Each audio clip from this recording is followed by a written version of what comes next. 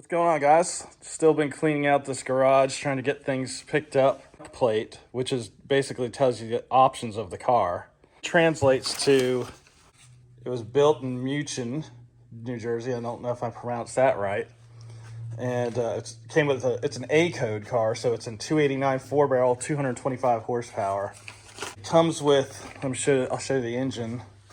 That the car is built. The engine has to be within 30 to 60 days. So this is the number matching engine, which how you figure that out is you have to look at this code down here.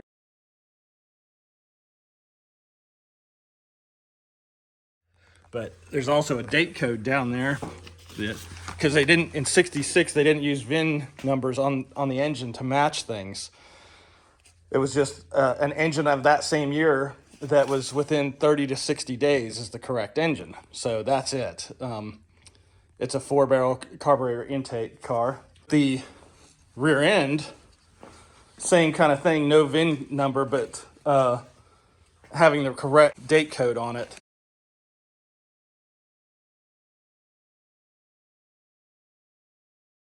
And that is it's an 8-inch rear end with a 3-to-1 ratio, and it's got an open differential, which is a major bummer because it translates to basically it's one-wheel drive.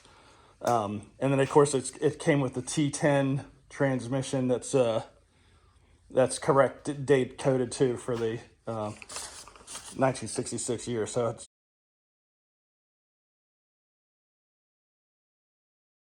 I basically have the numbers matching engine, transmission, and the rear end. So then the other part was looking through all these suspension parts, trying to figure out if I want to use these. It's a little bit tempting because some of the arms look good, the spindles look good, and the ball joint looks okay, but it's probably stiff, you know. So I don't think I'm going to use those. These bushings on the other side look pretty chewed up, so it's cheaper just to buy new arms. And that's just the lower arms. There's upper arms there. So I don't know. What is your thoughts? Should I buy everything new for the suspension here or use some of this stuff? Finding some of the parts has been an adventure because the parts were up here in this sketch ladder up in the attic here. So I had to go up in that attic and try and that's where the doors and the trunk and things were like heavy parts. It has been ridiculous. The rest of the 66 GT parts have all been up here, up on this shelf up here. Yeah, I kind of laugh when people say, hey, I want to do a project car. Well, this is why I don't recommend it. It has destroyed my garage. There's just parts everywhere. The car's not even here and it's already a disaster.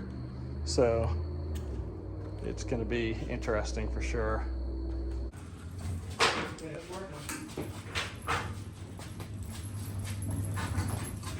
Whoa. You want to go?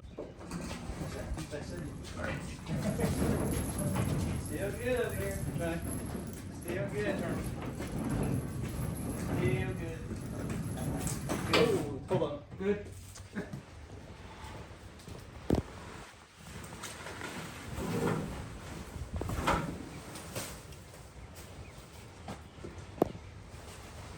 Sweet. Oh, that's awesome. Okay, there you go. Okay, that's good. You can stop. Let's spin it. Oh, wait.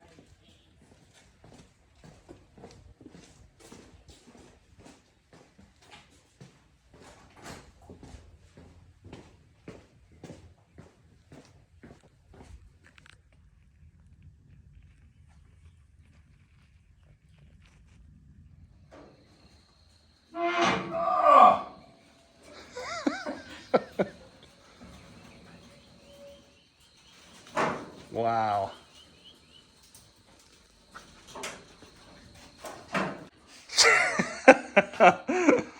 Awesome. Take a little bit more. Yeah, there's no hole in this.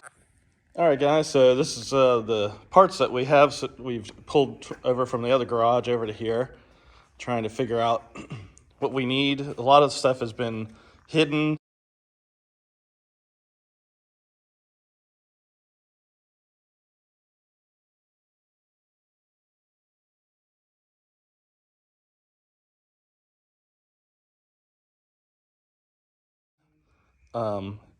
several parts of the same part, some in bad shape, some in good shape, just trying to sort through. Figuring out what you need to build a whole car is quite crazy. Just the sheer amount of parts, it's just ridiculous. So yeah, there's a lot of duplicate parts I've been trying to sort through, some in better shape than others. So even this thing, this is like really heavy. They just, you know, I'm not used to seeing parts like that. I had to figure out these things are the louvers for the Fastback. So there's the filler neck for the gas tank.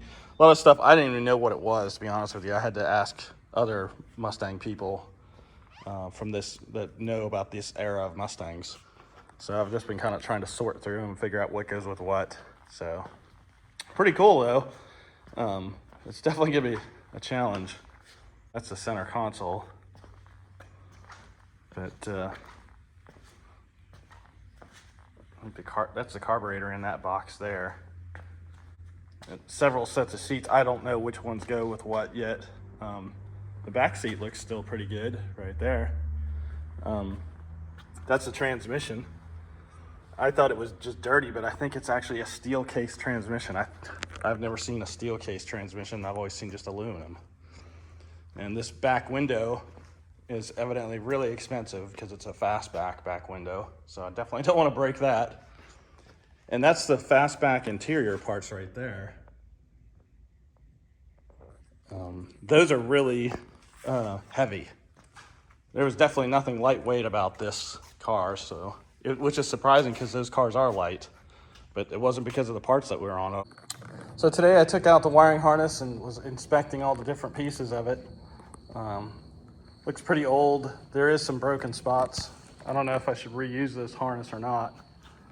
Trusty manual there. Some of the switches look pretty good though on the harness. And the wires aren't really terrible, but you can see I cleaned them up some. It still looks good. So it still works. So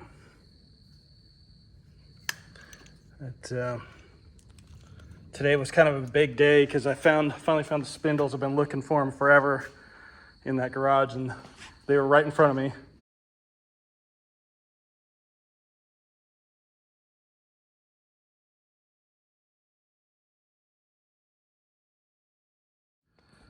Cleaned up the seats today. Danielle cleaned them, so they look pretty good. Still probably going to need to be recovered. These are 65 seats, I found out, because they don't have texture here. 66 seats, which of course are worse, in worse shape, I should say. But that's what they look like right there. I'm still learning about all this stuff. So it's got some tears, so they'll probably need to be recovered. Cleaned up the console too. It still needs to be cleaned more, but there's just so much to go through. Yeah, so more soon. Catch you guys later.